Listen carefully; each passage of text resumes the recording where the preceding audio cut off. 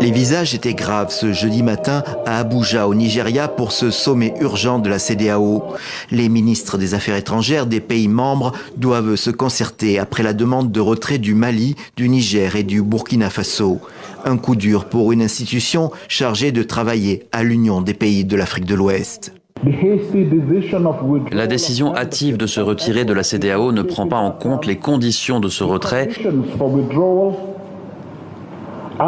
telles que prévues dans le traité révisé de 1993. Mais, encore plus important, les 3 États membres n'ont pas vraiment réfléchi aux implications de cette décision sur les citoyens, nos citoyens.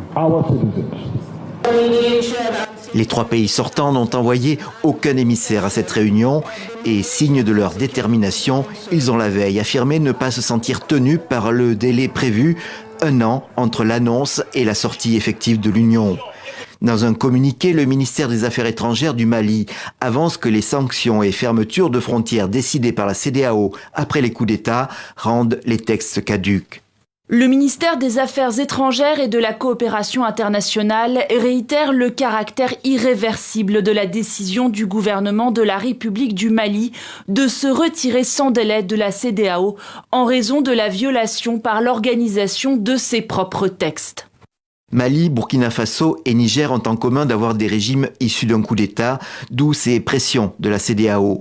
Finalement, le 28 janvier dernier, les 3 États ont annoncé leur retrait unilatéral de l'organisation sous-régionale.